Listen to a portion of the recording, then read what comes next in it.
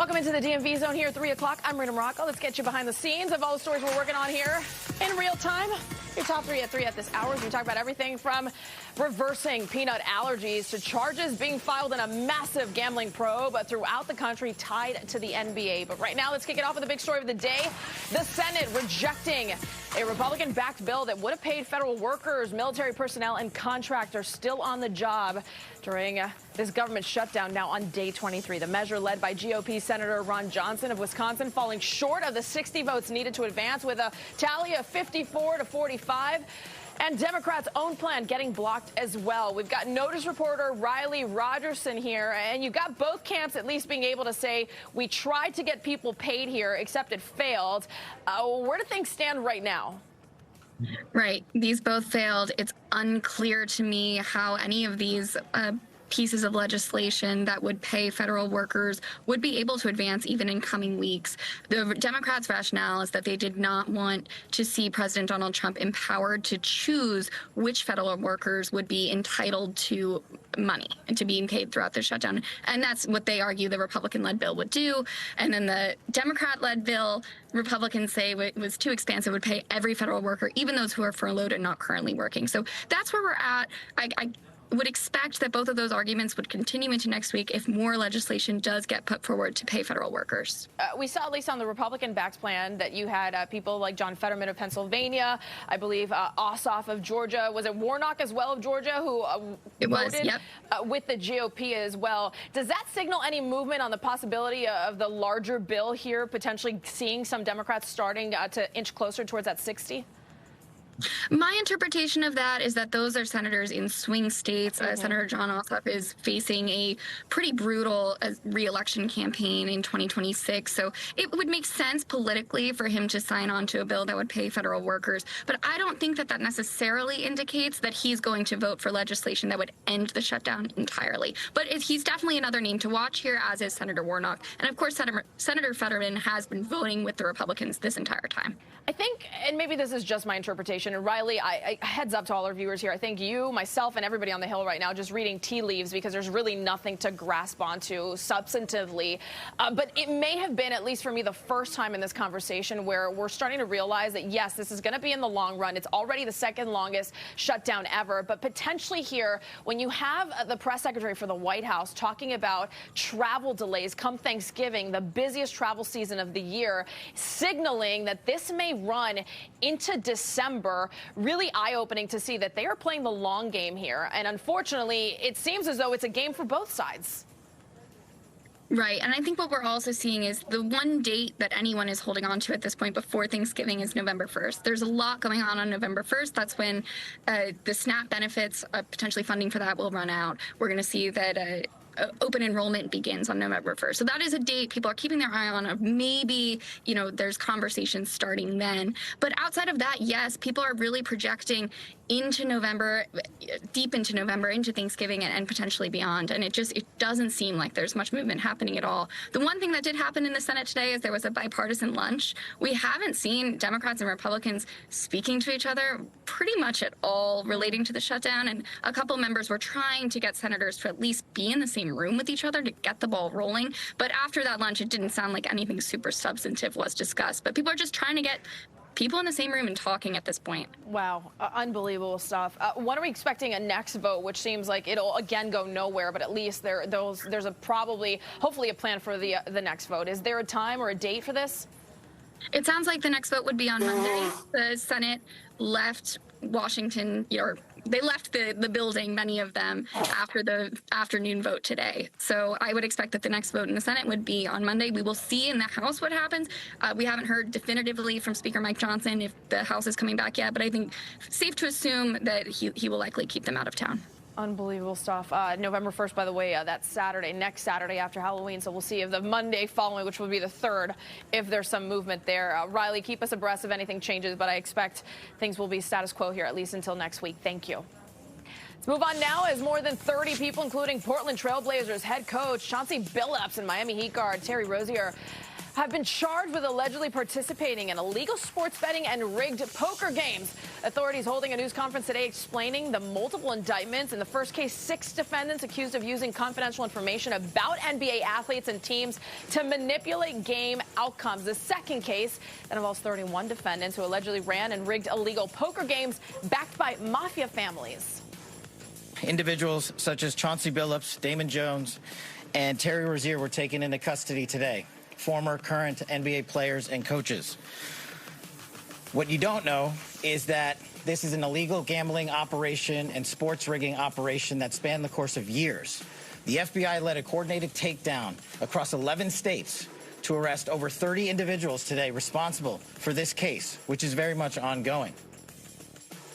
Both these schemes allegedly running for years. The NBA had no immediate comment on the charges, but reportedly cooperating with the FBI. We've got criminal defense attorney, friend of the DMV Zone, Joseph Tully, joining us now. Joseph, some are saying this is just the tip of the iceberg. A Pandora's box has been opened. What do you make of today's charges and indictment? Well, they're definitely very explosive. From what we know, the indictments haven't been released yet, but from what we know, it appears it's reported 31 different people have been indicted. There are 2 different but related parallel cases here. One is for rigged gambling, illegal poker, where they would invite these famous NBA-affiliated individuals to be what's called a face card to bring other people to these underground poker places. There they would have rigged card shuffling machines and x-ray tables, and the individuals are alleged to have cooperated in terms of, you win this round, you throw this round, all to gain money from unsuspecting individuals. So it's a underground rigged poker, and then the other one is providing basically insider information, illegal betting on NBA games, doing side bets. So not, will this team win or lose, but how many points will this person have? Will they go out on an injury? Who will score the first 3-pointer? That kind of thing. So there's 2 separate but related indictments here. And I think, listen, not to undermine it all, that first one that we talk about, the poker games, but really at large, the one that would affect most people and which most people are looking at is when you're talking about the insider betting and the fact that there's allegations of Rozier stepping out of a game at an exact time, and that was something that was bet on, or injuries, etc.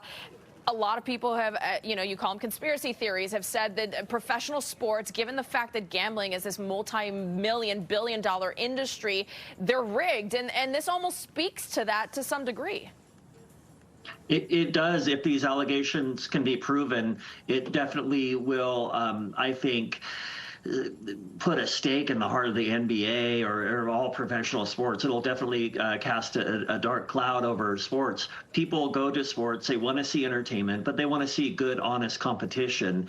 And as you said, a lot of people have suspected throughout the years when things happen that don't make a lot of sense, is this rigged in some way? And these indictments show that there was at least a rational basis to believe that in these instances. Yeah, and some of these people, like the Miami Heat guard, he was also previously tied up in investigations akin to the one that we're seeing. Chauncey Billups already placed on immediate leave from the NBA, so incredibly serious. We'll see what happens and how this moves on. Joseph, good to see you. Thank you. Good to see you. Thank you. All right, as we head into Friday, a lot of people talking about this weather. Let's get a check of the sunshine, a little bit of that crisp air as we give you this live shot there from our Reston Station camera there. A little shaky, but also you can see down below, red leaves abound. Jen, it's certainly fall in the air out there, although the sun makes it very pleasant. It does. It makes up for all us warm weather lovers that at least we get the sunshine out there. And the temperatures right now in the 60s, they aren't bad. Real comfortable. But as we go into next week, we're going to cool things off even more. So, Marina, you may not be as happy as we get into next week. All right, Halloween, 8 days away. We are going to fall back in 10 days. And then Thanksgiving, 35 days away for all you turkey lovers out. For tonight, it is going to be a chilly night. In fact, we have brand new frost advisories as well as freeze warnings setting up for tomorrow morning. A lot of these are very likely going to go into Saturday because those temperatures are going to drop down into the 30s, meaning below 30 as well. So the growing season is over. We look at the zone right now in the graphics. It's pretty much everywhere, western portions of Montgomery County, as well as into Loudoun County and down towards the south. Fauquier, as well as into Culpeper, they are under freeze warning. And this is going to go until 2 a.m. until 9 a.m. tomorrow. With the lighter winds around, that is certainly going to be the perfect setup with the clear skies. Outside, people with boats. We love people with the boat money out there enjoying things. As we look at the temperature, 65 degrees out of the airport. Our winds are sustained from the west at 13. Today, they have been gusting up to about 30, and we do have an increased fire threat out there because we are so dry. That means it doesn't take much for any fires to spark or take off. So be aware of that with the dry conditions. As we look at the numbers all across the area, we've got the 50s as well as the 60s, 65 degrees in D.C., 57 in Frederick. Our numbers are down from this time yesterday, and that's why tomorrow morning it's going to be a cooler start. We've got that weakening front that's coming through, but it's also been producing those stronger winds, and these are the gusts right now. Sustained at 24 Dulles as well as 20 in Frederick, so at least they're coming in from the west. We've got that sunshine out there, and we look to our north. The clouds are hanging to areas very close to that Pennsylvania border, and for us, we stay dry, we stay clear, but it's that same upper level low that's spinning with that front, and it's eventually going to take that moisture away with it, and it's going to keep us nice and dry. So for an update for you on the drought monitor, we continue to remain dry. This is the very latest coming in, and because of those drier conditions in the areas creeping back into that more, that is why we have that increased fire threat. So we go through tonight, mostly clear skies, overnight low here in D.C. right around 46 degrees. And as we look ahead for the weekend, high pressure is in control for your Saturday, but we will have more clouds around Saturday and Sunday. But Saturday definitely will be the pick day of the weekend. As we look ahead for your 7-day forecast, 59 Marina for a high for tomorrow, 60 as we head into the weekend. We look at these temperatures, they're below the average of 65 degrees, but as we look ahead to Friday, there's a chance we might have a few showers on Halloween. Oh, and no. Marina, I don't know if you noticed my hair. You can blame Jack Norcross for this because he's like, I need you ready now. I didn't have time to do my hair. You look beautiful. You don't Thank even you. need it. There you go. You're That's welcome. the moral of the story. Doesn't even need it. Jen, thank you so Thank much. you. We'll be keeping an eye on Halloween, that's for sure. Stay with us here on the DMV Zone. We'll be right back.